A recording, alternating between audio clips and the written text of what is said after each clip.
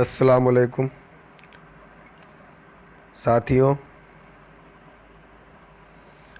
अभी कुछ रोज़ पहले हमने दो दास्तान बागो बहार और फसाने अजायब पर वीडियो अपलोड किए थे। आज हम इन दोनों दास्तानों पर कुछ ऑब्जेक्टिव सवालात जवाबात करेंगे ताकि वो दिमाग में जहन में बने रहें। बहुत ही शॉर्ट वीडियो बना रहा हूँ। उम्मीद है कि अगर आपको अच्छा लगेगा तो आप दोबारा भी कहेंगे कि इस तरीके के वीडियो अपलोड करो। अगर आप कहेंगे तो मैं ऑब्जेक्टिव सवालात 8-10 जो भी हैं वो हम करते रहेंगे। तो चलिए शुरू करते हैं हम दास्तान पर आने वाले सवालात। तो जो साथी हमारे चैनल को सब्सक्राइब कर लिए हैं उनके लिए, और जो साथी अभी नहीं मालूम है तो आप उन साथियों को जो भी आप शेयर करें। अगर आपने मेरा चैनल नहीं सब्सक्राइब किया है तो आप मेरे चैनल को सब्सक्राइब करें, क्योंकि हर दिन कोई ना कोई वीडियो अपलोड होता रहेगा। कोशिश जारी है। हाँ, तो आइए शुरू करते हैं हम दास्तान पर आने वाले सवालात। सबसे पहला जो बागो बहार जिसके बारे में आपको बता दिया है, जो साथी ये वीडियो देख रहे हैं तो मेरा पिछला वीडियो बागो बहार दास्तान और फसाने अजायब दास्तान पहले देखें, फिर उसके बाद ये सवालात जहन में रखें क्योंकि बहुत ही इम्पॉर्टेंट सवालात हैं।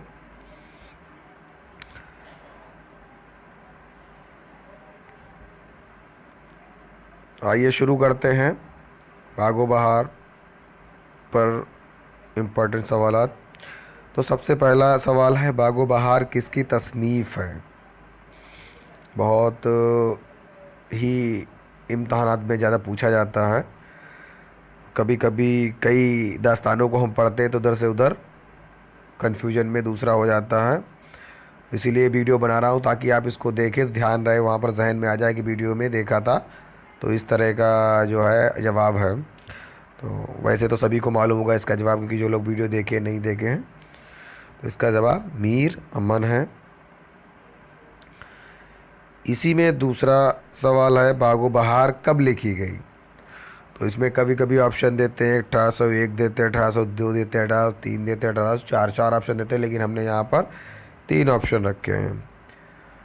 तो बहुत से साथी 1801 कर देते, जबकि 1801 से ये लिखना शुरू की गई थी, मुकम्मल हुई 1802 में।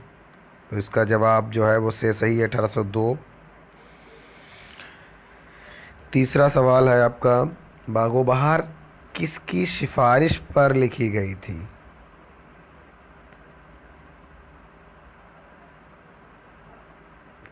कोई ना कोई जो दास्तानें लिखी जाती हैं वो किसी न किसी की सिफारिश पे लिखी जाती हैं। तो मीर अमन ने भी ये बागो बहार जो है वो एक फोर्ट विलियम कॉलेज के ज़ेर एहतमाम जनाब जॉन गिलक्रिस्ट साहब हैं, उन्होंने फ़ारसी ज़ुबान का बताया था कि इसको ज़रा उर्दू ज़ुबान में सरल आसान ज़ुबान में कर दीजिए। तो मीर अमन ने इसको उर्दू ज़ुबान में किया था जॉन गिलक्रिस्ट की फरमाइश पर। अब आता है, कभी कभी आ जाता है, चौथा सवाल है।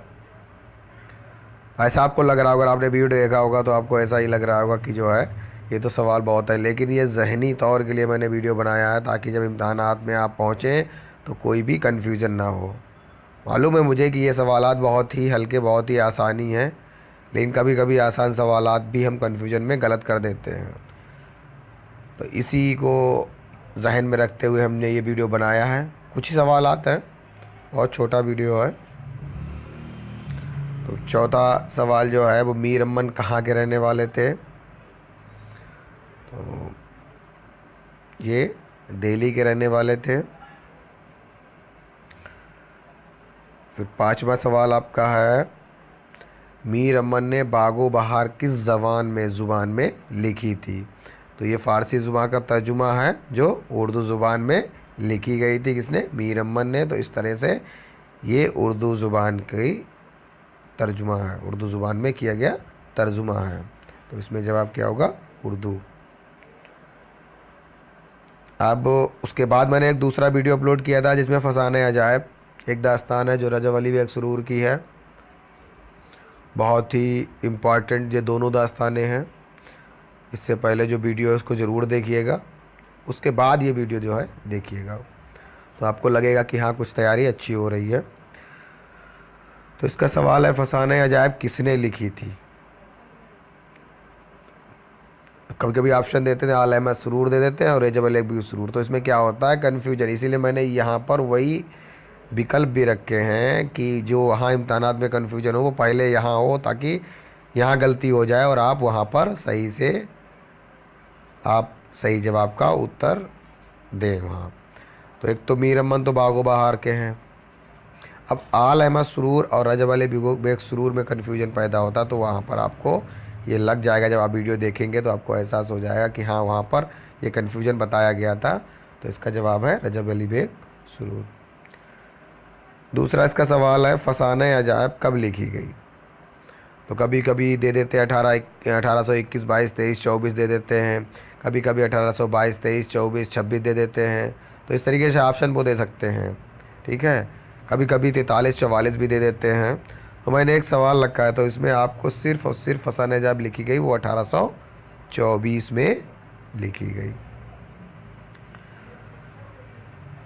फिर आपका तीसरा सवाल है, फसाने अजायब किसके जवाब में लिखी गई थी? पहले क्या होता था कि लोग दास्तान लिखते थे तो एक दूसरे का मजाक उड़ाते थे, एक दूसरे की शहरों का मजाक उड़ाते थे। तो इसमें जो है वो लखनऊ, बागो बहार ने लखनऊ तहज़ीब का मजाक उड़ाया था मीर अमन ने जब लिखा था। तो उसी के बदले में जो है वो रजब अली बेग सुरूर ने फसाने अजायब लिखी थी। तो ये किसके जवाब में लिखी थी? बागो बहार के जवाब में लिखी थी। फिर एक बहुत इम्पॉर्टेंट ये सवाल है, ये पढ़ रहा था तो जहन में आ गया, तो मैंने कहा चलो इस पे, क्योंकि ये मैंने उसमें वीडियो में भी नहीं बताया है। चौथा सवाल है, फसाना अजायब कितने मतन में कितनी बार तब्दीलियाँ हुई थी? मतलब इसमें कितनी बार बदलाव आया था? तो एक तो 4 है, 6 है, 8 है, 5 है। तो इसमें 8 बार जो है इसको बदल कर लिखा गया था। कोई ना कोई इसमें चेंजिंग होती रही थी, कहीं से कोई किस्सा कम कर दिया कोई, तो इस तरह से इसमें 8 बार बदलाव हुआ था। कभी कभी किरदार पे आ जाते हैं सवाल, इम्तहानात में देखा किरदार पे आ जाते हैं। तो मैंने 2 सवाल किरदार पे पूछ लिए हैं। तो पहला जो 5वां सवाल है, फ़िरोज़ वक्त, ये किरदार किस दास्तान का है? तो ये जो है फसाने अजायब जो दास्तान है उसमें एक बादशाह है, उसी का नाम फ़िरोज़ वक्त होता है। खुलासा में मैंने थोड़ा सा पढ़ा है, आप वीडियो देखिएगा, सभी किरदार आपके जहन में आ जाएंगे। फिर एक इसका आखिरी सवाल है, खुर्दमंद किरदार किस दास्तान का है? तो ये जो है वो वज़ीर है, बागो बहार का किरदार है। तो इस तरह से जो है वो हमने कुछ सवालात किए हैं, और इंशाल्लाह आगे भी सवालात किए जाते रहेंगे। उम्मीद करता हूँ कि आपको ये वीडियो अच्छा लगा होगा, लेकिन बहुत ही कम हमने सवालात रखे हैं। आगे इंशाल्लाह 50 सवालात के जो है वो वीडियो अपलोड करेंगे, क्योंकि अभी शुरुआती तैयारी चल रही है। इतना ज़्यादा या इतना मुश्किल सवालात हम आपको नहीं देंगे ताकि आपकी तैयारी बेसी ना बन पाए, बुनियादी आपकी कमज़ोर हो जाए। तो अभी ये जो पढ़ाता हूँ उसके कुछ इंपॉर्टेंट सवालात आपको वीडियो के रूप में अपलोड कर रहा हूँ। इंशाल्लाह कोशिश रहेगी कि आपको ज़्यादा से ज़्यादा बाद में प्रैक्टिस करा सकूँ। तो आप लोगों से रिक्वेस्ट है कि हमारे चैनल को सब्सक्राइब करें, लाइक करें, शेयर करें। अल्लाह हाफिज़।